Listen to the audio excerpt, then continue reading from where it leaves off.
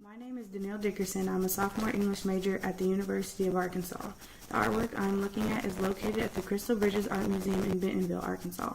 The title of the painting is The Blue Morpho Butterfly, and it was created by artist Martin Johnson-Heade.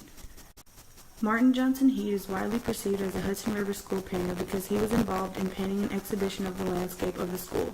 However, less than half of his paintings were landscapes, and only a few of these were of the Hudson River School. Heade was more interested in painting still lifes of birds, flowers, and other creatures in nature, like the blue morpho butterfly. He played around with moods and light instead of trying to create accurate depictions. He traveled to many parts of the world, including Europe, Brazil, Nicaragua, Colombia, Panama, and Jamaica. He painted many nature paintings, including hummingbirds and butterflies. He believed that other artists hadn't captured the beauty of birds of the tropics, feathers, as well as tropical butterflies' wings. In 1863, Heade visited Brazil to create paintings of birds and butterflies in their natural environments. His goal was to make a group of work that could be competition for another artist named John James Audubon. This series ended up consisting of 16 pieces entitled The Gems of Brazil, which was inspired by the idea that hummingbirds had rare jewels. The backgrounds of these paintings included the beautiful Brazil mountains and nature.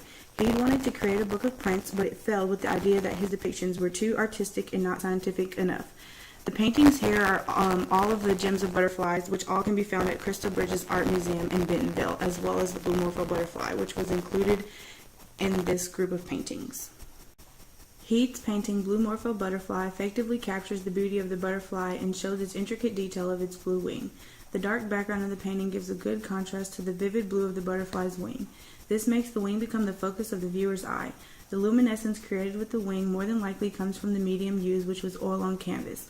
Even though the background in the left half of the painting is dark and gives a dreary mood, Heade includes very intricate detailing. The viewer can see the leaves of the trees and the shadows of the mountains in the background.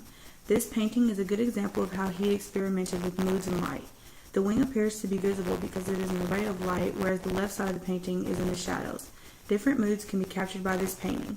A bright mood can be illustrated, and it can be inferred Heade was painting a sunrise that brings the beauty of the butterfly to light. On the other hand, he could have been painting a sunset, which could have set a darker mood, possibly trying to relay that the species of butterfly was dying out.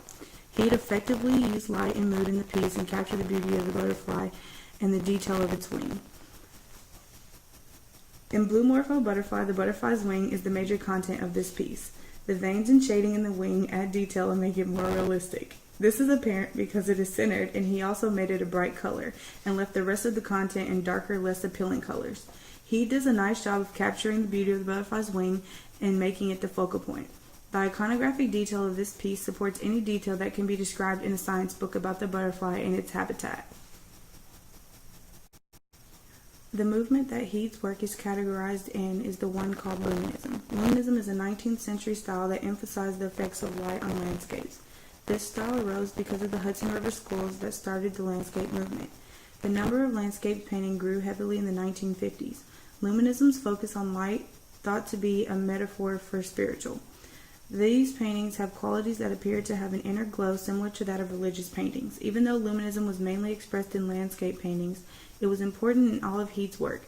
For example, in Blue Morpho Butterfly, Heade plays with light that highlights the wing of the butterfly and also creates the mood of the work. Luminism work is based on calmness and tranquility. The major characteristics of Luminism art is the small and nearly invisible brushstrokes. Luminism is thought to be an American version of the French Impressionism.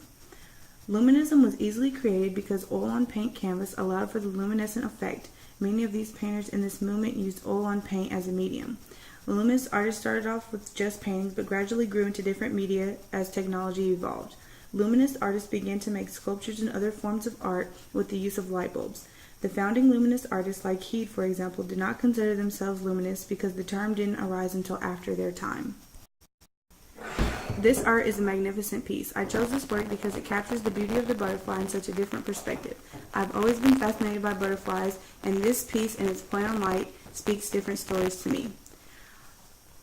I had never heard of Martin Johnson-Heade until I visited Crystal Bridges, and immediately this piece was one that I remembered more than the others. After researching more, I realized I liked all of Heade's art. I love the capture of nature he has.